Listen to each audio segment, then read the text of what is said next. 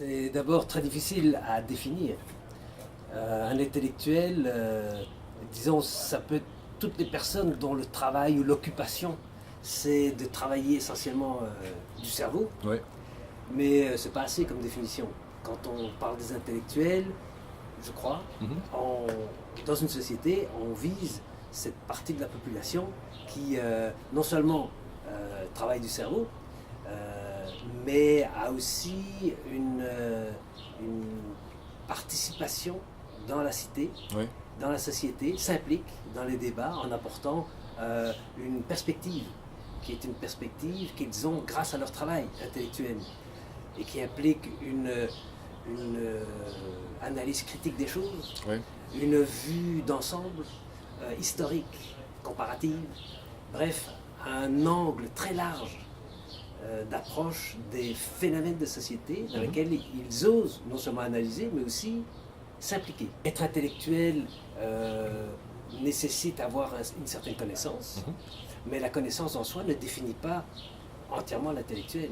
On peut avoir une grande science, savoir beaucoup de choses, sans pour autant, je crois, être un intellectuel. On peut être un très bon technicien, Ouais. un très bon mathématicien, un très bon analyste de quoi que ce soit, sans pour autant être un intellectuel. Je crois que l'intellectuel a un savoir, mais qu'il a aussi une approche critique des choses, Oui. et globale. Et donc, il apporte une vision qui est une vision qui n'est pas la seule, mais qui est une vision qui est importante Ok. à apporter dans une société. Est-ce que, alors c'est une autre question, est-ce que l'intellectuel peut être proche du pouvoir? Bien sûr que oui.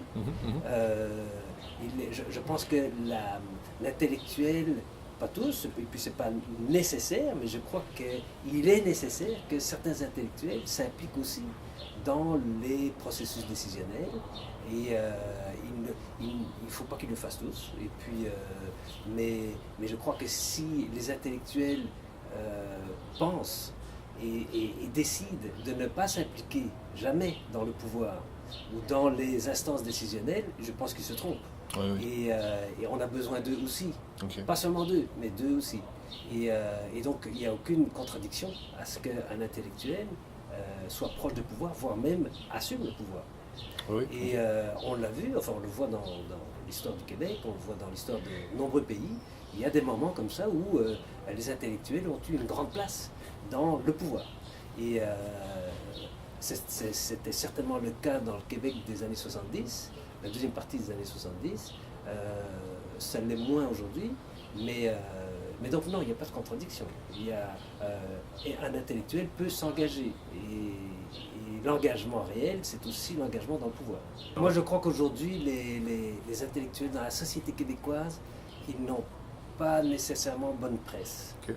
Et ils n'ont certainement pas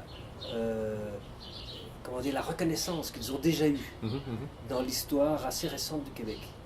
Et c'est vrai que dans une proportion importante de la population, les intellectuels sont vus comme des gens déconnectés de la réalité.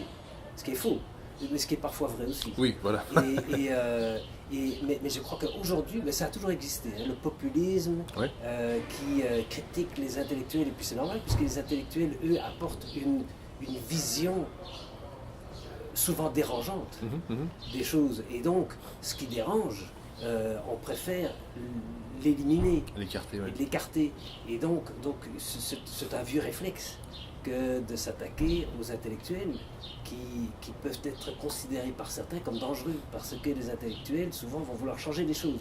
Donc c'est un vieux classique, mais c'est vrai qu'aujourd'hui, dans le contexte actuel du Québec, il est vrai qu'on entend des discours qui sont très anti-intellectuels. Oui. Et ça, c'est dangereux. Et d'abord, c'est lamentable, mais en plus, c'est dangereux. C'est dangereux, et d'autant que les intellectuels,